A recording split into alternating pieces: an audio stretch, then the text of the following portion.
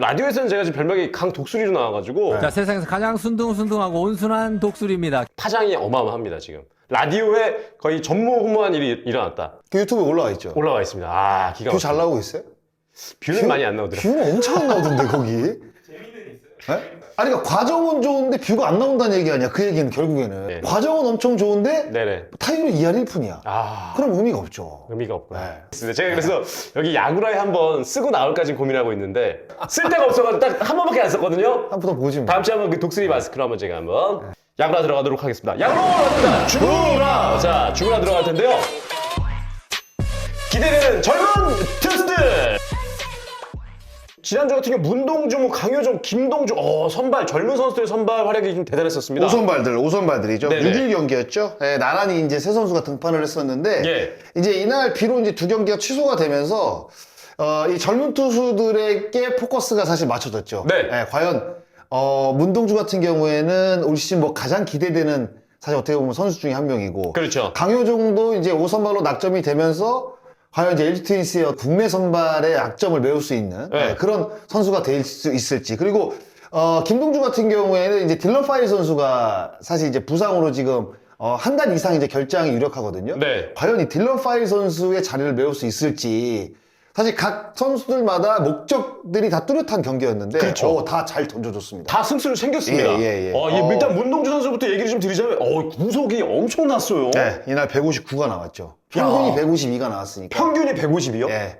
그 KBO 리그에서는 사실 안호진 선수 말고는 선발 투수로서 이렇게 뛰어난 구속을 보여준 선수는 없었죠. 네. 예. 거기다가 실점도 안 한 걸로 알고 있는데 무실점 네. 경기를 했는데 맞습니다. 예. 야. 5이닝 1안타, 삼진 4개 잡으면서 야. 이날 뭐 159 그리고 평균 152 그리고 140km대 중반의 고속 체인지업까지 선보이면서 예. 그리고 이제 커브도 굉장히 좋더라고요. 와 맞아. 네, 커브 문동주 선수가. 삼진 잡을 때 커브를 네. 좀 던졌던 네. 걸로 기억하는데 야 또 문동주 선수가 제가 알기로는 아직 그 신인 선수 대상의 신인왕 후보. 신인왕 후보가 됩니다. 되죠. 작년에 자기 30이닝을 못 채웠어요. 아, 문동주 선수가 29와 3분의 1인가? 예. 2인가 아마 채워서 30이닝을 넘기지 않았기 때문에 올 시즌 이 신인왕 후보가 됩니다. 야. 강력한 신인왕 후보죠, 지금. 네. 그러니까 지난해 그래도 이제 후반기 때 잘하긴 했지만 한 두세 경기 좋았죠. 네. 근데 이 지난해는 그래도 신인 데뷔전을 가지면서 이렇게 썩 초반에 좋지 않았었는데 결국 어떻게 보면 지금 올해 터질 수 있는 상황이 아닌가. 터졌다고 봐야죠. 아, 봐야 됩니까? 시범 경기 때부터 괜찮았고. 그래요? 그리고 뭐 사실 이제 그 WBC를 치르면서 네. 그 안우진 선수가 이제 발탁이 안 됐잖아요. 예, 근데 강속구 투수가 이제 리그에서 그리고 이제 국제 대회에서 통한다는 거를 어느 정도 이제 증명이 됐잖아요. 네. 그럼 강속구를 던질 수 있는 투수가 가장 우리나라에 몇 명이나 있을까? 사실 많지 않거든요. 없죠. 150 던지는 안우 선수 한 명밖에 없으니까 맞아요. 선발 투수 가운데 평균으로. 그렇죠. 예, 그 문동수 선수의 이 등장은 와. 정말 한국 야구계에도 정말 어떻게 보면 오아시스 같은 약간 그런 느낌이 드는 거죠. 거기다가 이 문동주 선수가 김서현 선수를 잘 데리고 다니면서 또 이렇게 선배로서 후배를 잘 지도하고 있다고 얘기를 들었는데 인성도 굉장히 좀 뛰어난 제가 얘기예요. 말씀 한번 드렸잖아요. 조성원 코치한테 이제 문동주 선수에 대해서 이야기를 들었는데 문동주는 진짜 앞으로 한국 야구의 판을 바꿀 수 있는 선수라고 이야기를 하더라고요. 진짜로? 네, 그만큼 뭐 뛰어난 자질을 또 갖고 있고 인성도 굉장히 좋고 그러니까. 굉장히 바르다고 이야기하더라고요. 와. 이런 선수들은 진짜 다치지 말고 진짜 잘해야 돼요. 잘해야 돼. 잘해야 되고 네. 그러니까 이런 선수들은 뭐 팀도 마찬가지고 한국 야구계가 뭔가 이제 스포트라이트를 받을 수 있게 잘 관리를 해줘야 된다고 저는 생각을 합니다. 맞습니다. 그래서 뛰어난 선수가 될 수 있도록 잘 서포트를 해줘야 된다고 저는 생각을 해요. 네. 자, 이어서 또 이제 LG 같은 경우는 이 강효종 선수가 이렇게 되면 이제 선발로 한 자리를 차지할 수 있지 않을까 생각이 들거든요. 강효종 선수가 이제 막 입단했을 때는 제구가 엄청나게 안 좋다는 이야기들이 많았거든요. 네. 네, 그런데 뭐 이날 등판해서 5이닝 3안타 이날도 사실 사사구가 좀 많았어요. 네. 4개인데 최고 152km에 평균 146km에 빠른 공을 또 구사를 하면서 일단은 뭐 첫 등판에서 굉장히 좋은 모습을 보여줬는데 네. 이날 1회에 좀 제구가 흔들리는 모습이 있었는데 박동원 선수가 이제 올라가려고 했는데 영광욱 감독이 이렇게 좀 말리는 이런 장면들이 있었거든요. 그러니까 확실히 그러니까 뭔가 이제 이 연경혁 감독이 강하게 키우려는 약간 의지가 좀 돋보이는 경기였다고 저는 생각이 듭니다. 네. 그리고 이제 이승엽 감독도 굉장히 만족할 만한 이 김동주 선수의 데뷔전. 결국 이제 김동주 선수도 승리를 챙겼는데, 야, 두산 베어스는 참 올해 좀 시즌 초반도 성적이 좋은데, 야, 여기다 지금 젊은 투수도 하나도 얻게 됐네요. 김동주 선수도 뭐 6이닝을 소화를 했죠. 네. 네, 안타 7개 맞으면서 볼넷이 하나밖에 없었어요. 삼진도 7개. 평균이 143개. 그러니까 평균 구속으로 보면 그렇게 뛰어나지가 않았는데 최고 구속도 150을 찍었고, 예. 그러니까 이게 김동주 선수가 이 종으로 떨어지는, 그러니까 횡으로 떨어지는 이 슬라이더가 일품이라는 이야기가 있거든요. 네. 그러니까 이게 딜런 파이 선수가 그 스프링 캠프에서 라이브 배팅을 던지다가 이 관자놀이 쪽에 이제 공을 맞는 바람에 뭔가 이제 계속 어지러움 증세라든가 이런 것들이 있어가지고, 그러니까 4월달은 일단 등판이 좀 어려웠다고 지금 이야기가 나오고 있거든요. 네. 언제 등판할지는 모르겠는데 5월달을 넘어간다고 보면 앞으로 이제 김동주 선수가 선발로서 딜런 파이 선수가 돌아올 때까지 한 4번에서 5번 정도? 근데 지금 이렇게 첫 등판에서 좋았기 때문에요. 그 원래 선발은 이제 두산의 최승용 선수가 이제 맡아주기로 했는데, 그렇죠. 그렇게 되면 이제 최승용 선수가 첫 등판이 안 좋았거든요. 네네. 그러니까 4월달 성적, 이 두 선수의 성적에 따라서 최승용 선수가 오히려 선발에서 빠질 수 있고, 김동주 선수가 선발 로테이션에 들어갈 가능성도 저는 있다고 봅니다. 그러면 알칸타라, 최원준, 곽빈, 뭐 김동주 이렇게 될 수 있는. 김동주 이제 딜러파일 들어오면 딜러파일 들어가고, 그렇게 최승용 선수가 아마 빠질 가능성이 좀 있다고 봐요. 그래서 이제 4월달 성적이 중요하죠. 네네. 앞으로 이제 계속 한 3-4번의 등판을 이제 4월달에 가질 텐데, 거기서도 이제 첫 등판처럼 계속 좋은 모습을 보인다고 하면 꾸준히 잘 던지는데 뭐 뺄 필요 있겠습니까? 없지. 그러니까 최승용도 이거는 어떻게 보면 이 두 선수가 한 자리를 놓고 경쟁? 이 경합을 할 가능성이 이제 높아진 거예요. 네. 그러면 김동주는 첫 등판에 잘 던졌고 최승용은 못 던졌단 말이에요. 그럼 최승용 선수가 좀 심기일전 해야 될 거 아닙니까? 네네네. 선발 로테이션에 들어가려면? 그러면 뭔가 여기서 나오는 시너지 효과도 있을 거란 얘기죠. 와. 또 투수 쪽에서 좋은 선수들이 나오다 보니까 일단 흥행에 좀 도움이 되는 것 같은데. 일단은 젊은 투수들이 뭔가 이제 마운드에서 자기 공을 던지는 느낌이 들고, 최고 구속 자체가 150km를 넘었다는 거에서 조금 의의를 둬야 될 것 같아요. 왜냐면 WC를 치르면서 일본 투수들과 이제 많이 비교가 된단 말이에요. 그러니까 그게 제일 그런데 아쉬웠지. 왜 우리나라 투수들은 왜 왜 없냐? 피지컬이 더 좋은데 일본 투수들보다 맞아. 왜 스피드는 150을 못 던지느냐. 네. 사실 이런 이야기들을 많이 하는데 이 세 선수들을 좀 보면서 뭔가 좀 위안이 됐으면 하는, 맞아요. 그런 느낌도 좀 드는 이 신지급 투수들의 어떤 피칭 내용이었습니다. 네. 요게 지금 한줄평이었나요? 아니요. 한줄평은 어떻게 정리할까요? 이대로만 쑥쑥 커 나오로 할게요. 이대로만 쓱쓱 커다오. 쓱쓱. 쓱. 결국에는 본인들의 연습량, 그리고 본인들이 어떤 노력을 하느냐에 따라 달라지겠죠. 네. 이 젊은 투수들은 뭔가 그러니까 의욕이 좀 앞서게 되면 부상을 좀 쉽게 당할 수도 있거든요. 그러니까 그런 것들을 이제 코칭 스태프에서 좀 관리도 분명히 중요하다. 부상 선수 속출 그 이유는 이 주제인데 왜 이렇게 많이 다치는 겁니까? 제가 잠깐 나열을 해드릴 테니까 어차피 빠르게 삐릭 뭐 쓰겠죠? 제가 지금 GPD가 로메로 다쳤지. 송성문, 원종현, 전병우, 오지환, 이재원, 고우석, 손호영, 엄상백, 배정대, 소용준, 주건, 김민수, 나성범, 김도현, 마티, 와이드너, 김현준, 김재성, 황동재, 지시환, 이민석, 딜런파일, 버티스미스, 이명기. 지금 다친 선수들이에요? 엄청 많아요. 그러니까 시즌 전에 다친 선수들도 있고 지금 시즌 들어와서 다친 선수들 다 나열을 하면 이것보다 지금 더 많습니다. 제가 준비한 자료는 여기까지. 이정우 선수도 사실 허리가 아파서 2경기 빠졌다 다시 돌아왔고. 빠졌다 들어갔고. 그리고 뭐 일단 피렐라도 큰 부상 당할 뻔했는데. 피랄라가 아니라 피렐라. 피렐라. 피렐라도 큰 부상을 당할 뻔했는데 다행히 뭐 그나마 다행이었고. 근데 왜 이렇게 다치는 겁니까 지금? WBC에 갔다 온 선수들 지금 굉장히 부상당하고 부진한 선수들이 많잖아요. 김광현 선수는 지금 어제 등판에서는 5회인가 4회인가는 137km, 최고 구속이 144km밖에 안 나왔어요. 맞아. 구속이 지금 떨어져가지고 뭔가 지금 걱정스러운 지금 눈빛으로 바라보는 시선들이 많은데 아무래도 이제 WBC 때문에 선수들이 다단계로 그 어떤 컨디션을 끌어올려야 되는데 갑작스럽게 그 본인들이 갖고 있던 루틴을 무시하고 조금 컨디션을 좀 빨리 끌어올리려 보니까 아무래도 컨디션 난조가 좀 이루어지는 것 같고, 그리고 이제 코칭 스태프가 좀 많이 바뀌었잖아요. 그렇죠. 네 팀이 바뀌었습니다. 감독이 바뀌었죠. 그러면 감독이 바뀌면 그 아래에 있는 코치들도 많이 바뀌거든요. 그렇죠. 그러면 뭐가 바뀌냐? 이제 훈련 방법들이 좀 바뀝니다. 기존에 하던 거랑 다르게. 거기서 오는 약간의 그 선수들이 느끼는 딜레마? 이런 것도 저는 분명히 있다고 생각이 들어요. 그리고 이제 시즌 초반은 뭔가 선수들이 이제 힘이 이제 그동안 많이 비축이 돼 있잖아요. 그럼 어떻게 되겠어요? 의욕적이죠. 의욕적이고 약간 오버페이스를 할 수가 있어요. 그런 것도 부상의 한 요인이 될 수가 있고, 그리고 이제 하나 더 얘기하면 그 시즌 초반, 특히 이제 올해 같은 경우에는 각 팀 전력 차가 그렇게 많지 않다는 느낌들이 많이 들거든요. 그러다 보면 뭔가 시즌 초반에 성적을 좀 내야 된다. 치고 나가야 되겠다. 치고 나가야 된다. 이런 생각들을 코칭 스태프도 하지만 선수들도 합니다. 그러니까 경기 시즌 초반이 중요하다는 거를 죄송해요. 선수들도 많이 알아요. 죄송합니다. 듣기 싫으냐? 죄송합니다. 감기 때문에. 아 그러면 네네. 미리 재채기를 할 것 같으면 잠깐 끊다 하시죠. 아, 엄청 참았는데. 안 얘기하고 되겠네. 있는데 하면 어떡해요. 죄송합니다. 그래가지고 어디까지 갔죠? 어디까지 했죠? 그러니까 이제 네. 시즌 초반이 중요하다는 거를 코칭 스태프도 알지만 선수들도 이제는 압니다. 아. 예. 진짜 중요해요. 맞아요. 시즌 초반이. 그러니까 시즌 초반이 중요하다는 걸 아다 보니까 뭔가 시즌 초반에 집중하고 그리고 이제 좋은 성적을 내기 위해서 뭔가 이제 과감한 플레이라든가 예, 이런 것들을 하다 보니까 지금 시즌 초반에 이렇게 부상자들이 좀 많이 나오지 않나? 뭐 이런 생각들을 좀 해요. 예. 예. 이게 원래 예정돼 있었던 순서대로 컨디션을 올리고 그리고 이제 시즌을 준비하는데 변수들이 좀 있다 보니까. 그리고 이제 날씨 같은 경우도 사실 굉장히 좋았잖아요. 네. 24도, 6도 하다가 갑자기 지금 떨어져가지고. 뭐 한 12도, 10도까지 떨어지고 야간 경기를 치르다 보니까 제가 인천 중계할 때는 10도 아래였거든요. 9도였거든요. 그래서 제가 그날 감기 걸린 거 아니에요? 네. 죄송해요. 선수들도 많이 알아요. 네. 죄송합니다. 네. 특히 야간 경기할 때는 낮 경기하고 또 야간 경기하고 막 이러다 보면 네.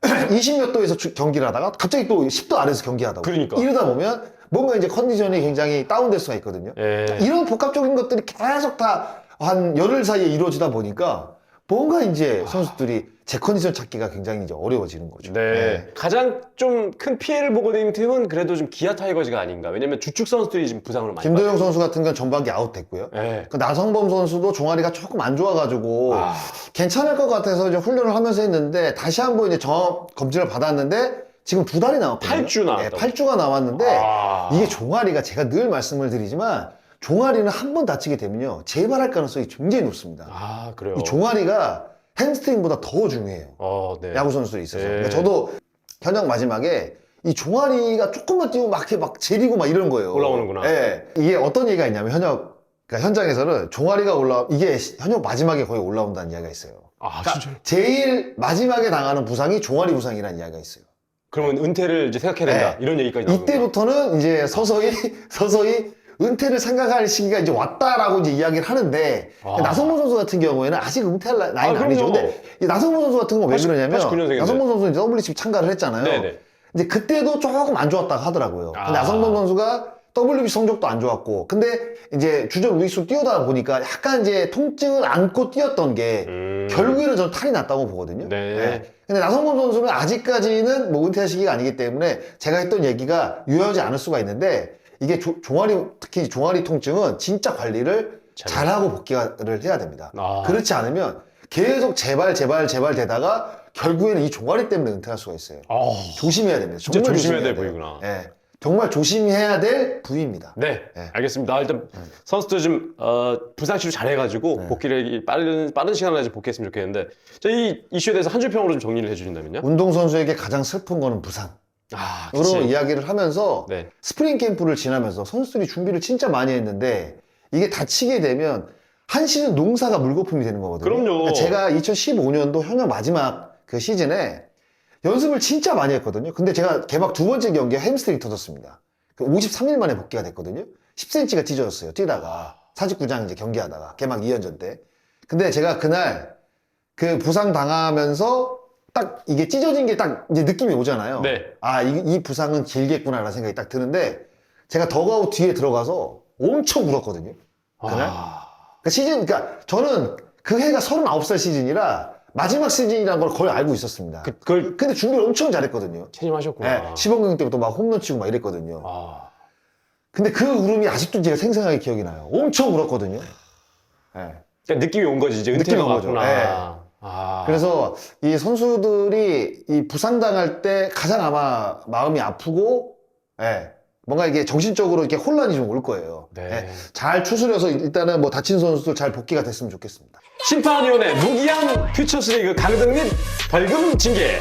일단 그러니까 이게 요즘에 그 허구현 총재가 이제 취임이 된 이후에 뭔가 단호하다는 느낌이 좀 자꾸 들어요. 그래요?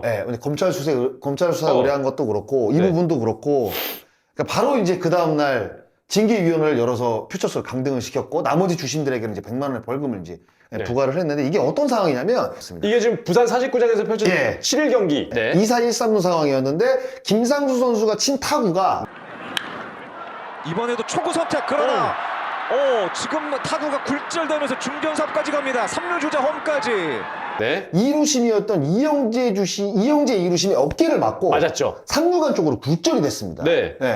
그러면 원래 심판을 맡게 되면 안타로 기록이 되는데 이게 야구 규약에 보시면 주자가 꽉 차 있을 때는 한 베이스씩을 다 자동적으로 주게 돼 있어요. 네. 근데 1, 3루면 2루가 비어 있는 상황이잖아요. 그렇죠. 그럼 2루에서 3루 갈 주자는 없다는 말이에요. 네네. 그렇죠? 네. 그럼 3루 주자는 그대로 있어야 되는데 네. 3루 주자 득점을 인정을 해버렸어요. 아, 그러니까 조용호 선수가 3루주자였는데 네. 득점으로 인정이 됐죠. 인정이 되고, 그러니까 1루 주자가 2루에 가는 거는 맞죠. 네. 왜냐면 1루가 꽉 차, 타자주가 가야 되니까. 그 만루 상황이었다고 한다면 3루 주자가 득점이 되는 게 맞습니다. 네. 근데 그 2루 주자가 없는 상황에서 2루 주자가 3루에 갈 상황이 없으니까 밀어내는 주자가 없는 거죠. 없는 거죠. 그러면 3루 주자 홈의 득점을 인정을 안 해야 되는데 네. 그 사심합의 끝에 인정을 했어요. 근데 이게 득점으로 인정이 됐습니다. 왜냐하면 이거는 상대팀에서 이제 어필을 해야 되는 상황이었는데 롯데에도 몰랐던 거죠. 아, 그냥 넘어갔죠. 예. 근데 이게 사실 저도 처음 봤거든요. 네. 해서 이제 8년째 하는데.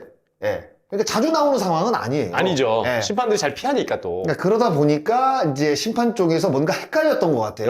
그런데 이게 면죄부를 줄 수 없는 게 심판들은 모든 상황들을 다 알고 있어야 알고 됩니다. 있어야 되는 건데.